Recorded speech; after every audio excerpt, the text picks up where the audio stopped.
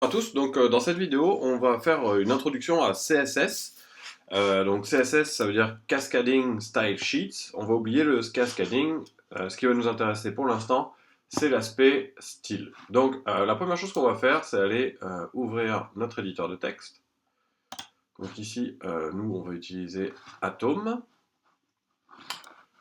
on va fermer ça, et on va créer un nouveau fichier qui va être notre page HTML.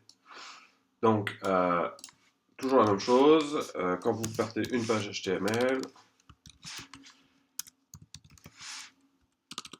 on doit avoir une tête et un body.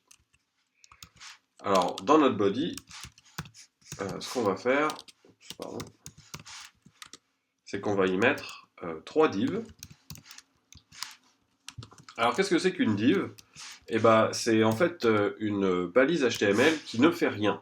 Mais on va voir qu'elle a le mérite d'exister pour être capable d'associer du style. Donc, on va en créer une première, et puis deux autres. Donc, chacune de ces divs, on va essayer...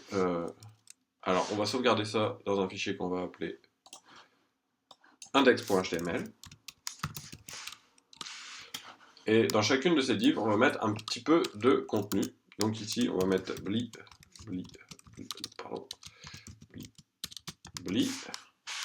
Dans celle d'en dessous, la même chose, mais avec des blots.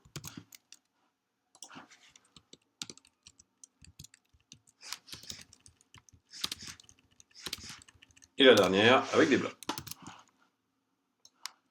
Donc pour l'instant, ce qu'on a, c'est vraiment juste 3 blocs qui vont se situer l'un en dessous de l'autre, sans aucun style.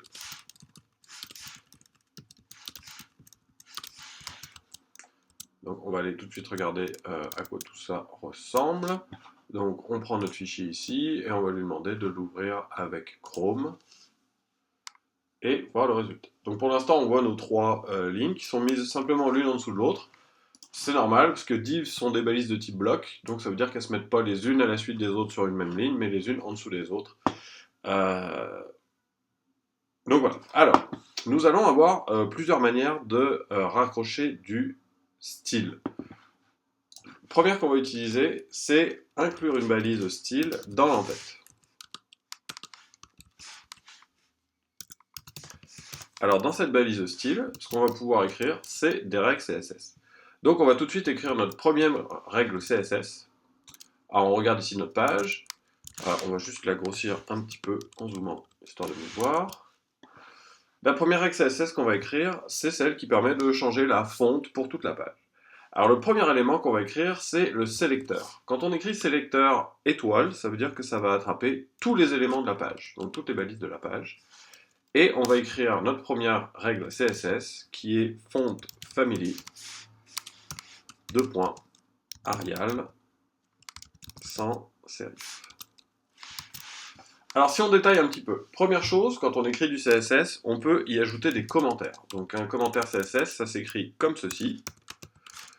Tout ce que vous avez entre ces deux caractères-là sont des commentaires. L'étoile, ça sélectionne tous les éléments de la page.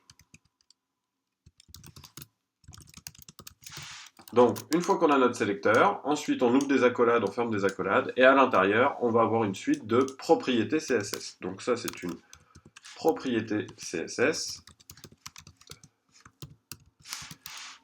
qui se compose de 2 éléments, un nom de propriété, 2 points, et c'est bien important, la valeur de la propriété et point virgule. Alors on va tout de suite aller voir ce que ça fait. Donc on regarde notre page attentivement, à 3 en recharge, 1, 2, 3, et ça a changé la police de caractère pour notre page. Donc ça va être notre première règle CSS. Alors, on peut aussi directement associer un élément de CSS à une balise. Donc ça va se faire avec un élément différent. Ici, on avait une balise style. Ici, on va pouvoir y mettre un attribut style. Alors, je vous rappelle, un attribut, c'est quelque chose égal, ouvrez les guillemets, fermez les guillemets. Ce qu'on va pouvoir écrire ici, c'est pas une règle CSS, c'est uniquement une succession de propriétés CSS. Donc, par exemple, ici, on va utiliser la propriété background qui va nous permettre de changer la couleur de fond de la page. Donc ici, on va utiliser un rose, mettons. Tac. Donc on voit qu'on a à peu près le même format, nom de la propriété, 2 points, et puis sa valeur. Si on revient ici, on se rend compte maintenant que notre page est devenue rose. Donc ça, c'est les deux éléments à l'intérieur d'un fichier. Le troisième élément, c'est la balise link qui va permettre de faire le lien vers un fichier externe. Alors là, on va regarder ensemble comment fonctionner. Alors si vous vous demandez comment écrire la balise link pour du CSS, le mieux c'est de refaire une recherche Google et on va vous donner un exemple. Donc encore une fois sur la W3Schools. Et on va avoir notre exemple ici de balise. Alors, ce qu'on n'a pas le droit de changer, rel égale stylesheet, ça sera toujours la même chose. Type text CSS, c'est toujours la même chose. Simplement ici, il va falloir qu'on pointe vers notre fichier CSS. Donc moi, je vais l'appeler intro.css. J'ai sauvegardé et je reviens ici et je recharge. Évidemment, pour l'instant, le fichier intro.css, il n'existe pas, je ne l'ai pas créé. Donc, on va voir ce qui s'est passé en procédant à l'inspection. Si vous avez ici dans l'entête de la page, vous voyez qu'on a le fichier link, notre balise intro.css, et si vous cliquez droit dessus, vous pouvez lui demander de ouvrir le fichier. Et là, il va vous dire intro.css, je ne trouve pas le fichier. Donc notre problème est en fait qu'on n'a toujours pas le fichier intro.css. Donc on va aller créer un nouveau fichier dans lequel on va mettre une règle. Alors pour les besoins de la cause, on va aller tout simplement donner un étoile. Non, excusez-moi. On va dire que pour toutes les divs, donc là le sélecteur que je viens d'écrire, div va aller attraper tous les éléments de type div et on va leur demander d'avoir une border, donc une bordure de 1 pixel solid black. Alors, maintenant qu'on a ça, ce qu'on va faire, c'est qu'on va sauvegarder ce fichier dans notre répertoire pour être capable d'y avoir accès dans index.css. Donc on voit ici aussi que la syntaxe a été mise en évidence. Et si on retourne sur notre élément ici, on voit que le fichier a été chargé. Donc intro.css, avec sa règle qui rajoutait une bordure de 1 pixel sur chacune des divs, a été chargé. Donc ce qu'on va faire maintenant, c'est qu'on va pouvoir rajouter des règles CSS, soit directement dans notre balise de style ici, soit dans notre fichier .css. Le gros intérêt d'un fichier .css, c'est qu'on peut le réutiliser dans plusieurs pages. Donc si vous aviez plusieurs pages HTML qui partagent les mêmes éléments de style, on utiliserait ce côté-là. Alors, ce qu'on va voir au début, ça va être des propriétés pour modifier, par exemple, le style du texte. Donc, ce qu'on va faire, c'est qu'on va, dans notre règle ici, demander, par exemple, à ce que notre font size, c'est-à-dire la taille du texte, ne soit plus la taille originale, mais mettons par exemple quelque chose comme 20 pixels. Donc si on retourne dans notre page ici et qu'on recharge, on voit que la taille du texte a augmenté et qu'elle fait maintenant 20 pixels. On peut aussi changer un certain nombre d'autres propriétés sur la fonte, comme par exemple la font weight. Alors là, on voit que Atom connaît déjà certaines valeurs. Donc par exemple, Boulder, c'est encore plus gras que gras. Donc si on regarde notre texte, il va devenir plus gras. Donc c'est un certain nombre de propriétés qu'on va avoir comme ça pour changer le texte. Il y a énormément de properties pour changer le texte, comme par exemple pour le mettre en italique, barré, souligné, en exposant, etc. Donc il y en a vraiment, vraiment beaucoup.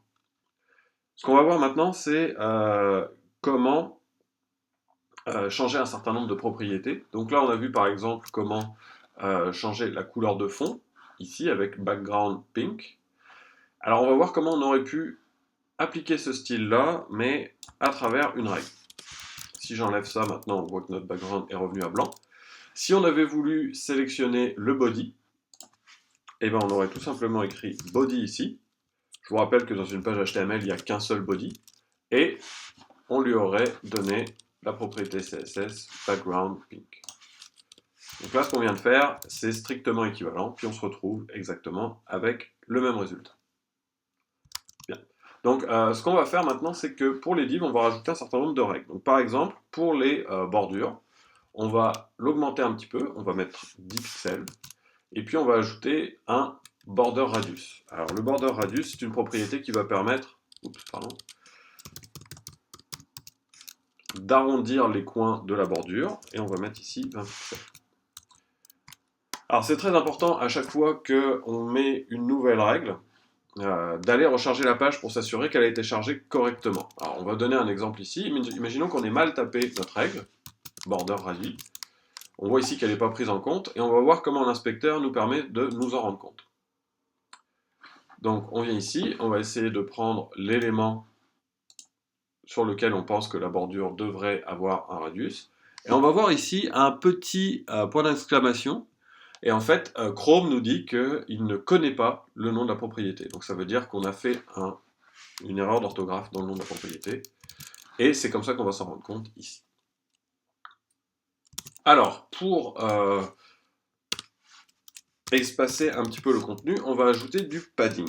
Donc, qu'est-ce que c'est que du padding? En fait, c'est de l'espace qui va se mettre entre le contenu et la bordure. Donc, si on recharge ici, on voit que les bordures ont été... Donc, on a notre contenu ici, et il a rajouté 50 pixels sur les 4 côtés autour de notre contenu. Alors, 50 pixels, dans mon cas, c'est peut-être un petit peu gros, donc on va rajouter 20 pixels ici.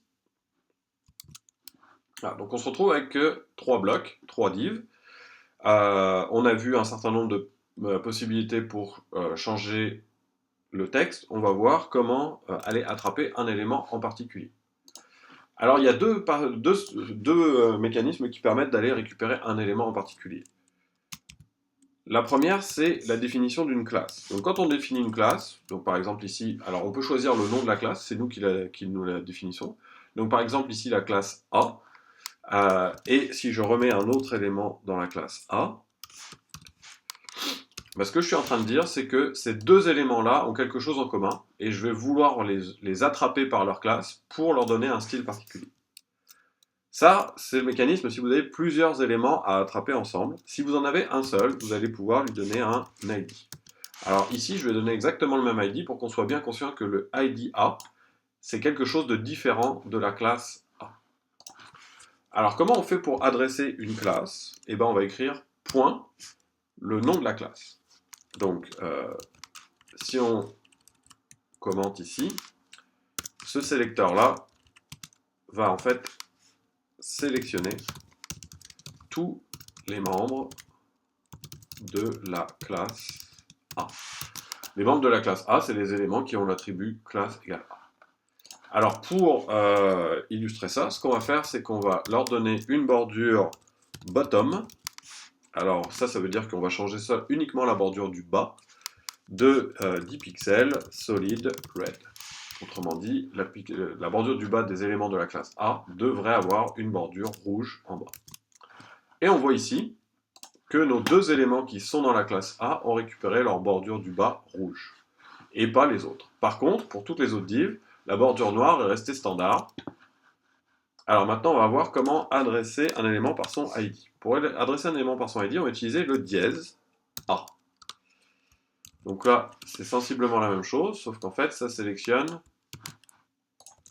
normalement un seul élément, uniquement l'élément dont le ID est A.